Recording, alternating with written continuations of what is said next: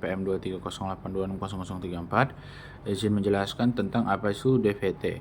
Baik, DVT itu adalah defined thrombosis, di mana kondisi terbentuknya trombus pada vena dalam, terutama pada ekstremitas bawah. Trombus dapat menghambat aliran balik darah sehingga menyebabkan pembengkakan, nyeri, kemerahan, dan rasa hangat pada tungkai.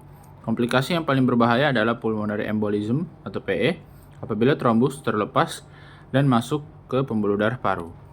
Kita masuk ke etiologi. DVT terutama terjadi akibat Virchow triad atau statis aliran darah, kerusakan endotel pembuluh darah, dan hiperkoagulabilitas. Statis dapat terjadi pada imobilisasi lama atau tirah baring. Sedangkan kerusakan endotel dapat disebabkan oleh operasi atau trauma. Hiperkoagulabilitas dapat terjadi pada kanker, kehamilan penggunaan estrogen, atau kelainan trombofilia. Kita masuk ke faktor risiko. Faktor risiko DVT meliputi imobilisasi lama, operasi besar, trauma, riwayat DVT atau PE, kanker, kehamilan, dan postpartum. Penggunaan estrogen, obesitas, usia lanjut, trombofilia, rawat inap, dan perjalanan jauh dengan duduk dalam waktu lama. Patofisiologi DVT terjadi ketika statis vena, cedera endotel, dan hiperkoagulabilitas menyebabkan aktivasi sistem koagulasi dan terbentuknya trombus pada vena dalam. Trombus menyebabkan aliran balik vena terhambat sehingga tekanan di dalam vena meningkat. Akibatnya, cairan keluar ke jaringan dan menyebabkan edem, nyeri kemerahan, serta rasa hangat pada tungkai. Jika sebagian trombus terlepas, trombus akan terbawa aliran darah menuju jantung kanan dan kemudian masuk ke arteri pulmonalis. Kondisi ini disebutkan pulmonary embolism PE yang dapat menyebabkan sesak napas, nyeri dada, hipoksemia, hingga kondisi yang mengancam nyawa.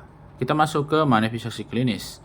Manifestasi klinisnya, DVT dapat tidak menimbulkan gejala. Jika bergejala, manifestasi yang sering ditemukan adalah pembengkakan unilateral pada tungkai, nyeri atau tenderness, kemerahan, rasa hangat, dan peningkatan ukuran lingkar betis.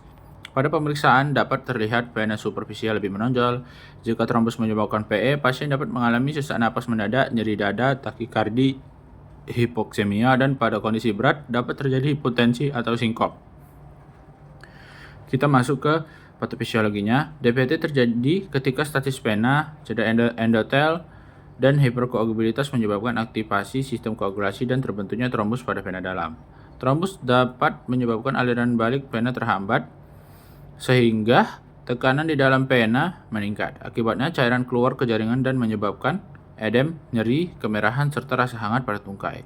Jika sebagian trombus terlepas, trombus akan terbawa aliran darah menuju jantung kanan dan kemudian masuk ke arteri pulmonalis. Kondisi ini disebut pulmonary embolism PE yang dapat menyebabkan sesak napas, nyeri dada, hipoksemia, hingga kondisi yang mengancam nyawa.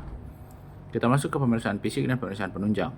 Pemeriksaan fisiknya dapat ditemukan edem unilateral, nyeri tekan pada tungkai, kemerahan, peningkatan suhu kulit, dan perbedaan lingkar betis dibandingkan tungkai sebelahnya. Pemeriksaan nadi tetap dilakukan untuk membedakan DVT dengan penyakit arteri perifer. Hoffman sign tidak digunakan sebagai pemeriksaan utama karena tidak cukup akurat untuk menegakkan diagnosis DVT. Pemeriksaan kaki penting dilakukan pada pasien PAD untuk mendeteksi luka dan tanda iskemia sedini mungkin, terutama pada pasien dengan diabetes.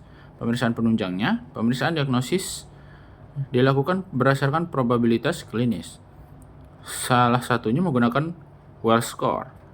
D-dimer dapat digunakan untuk membantu menyingkirkan DVT pada pasien dengan probabilitas klinis rendah atau intermediate.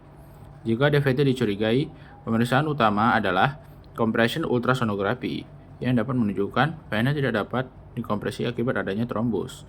Pada kasus tertentu dapat dilakukan CT venografi atau MR venografi. Pemeriksaan trombofilia dipertimbangkan pada pasien tertentu berdasarkan usia, riwayat keluarga, dan karakteristik kejadian trombosis. Tata laksananya, yang pertama dari farmakologi. Terapi utama DVT adalah antikoagulasi untuk mencegah trombus membesar dan mencegah terjadinya emboli. Pilihan dapat berupa DOAC seperti apixaban atau rivaroxaban, atau antikoagulan lain seperti LMWH, UFH, dan warfarin sesuai kondisi pasien. DOAC umumnya lebih dipilih dibandingkan vitamin K antagonis pada sebagian besar pasien tanpa kontraindikasi tertentu. Untuk non-farmakologisnya, pasien dianjurkan melakukan imobilisasi Dan mobilisasi dini bila kondisi memungkinkan dan menghindari imobilisasi berkepanjangan. Elevasi tungkai dapat membantu mengurangi edem. Kompresi elastis tidak diberikan secara rutin untuk mencegah post-thrombotic syndrome, tetapi dapat dipertimbangkan untuk membantu. Sekian dari saya. Assalamualaikum warahmatullahi wabarakatuh.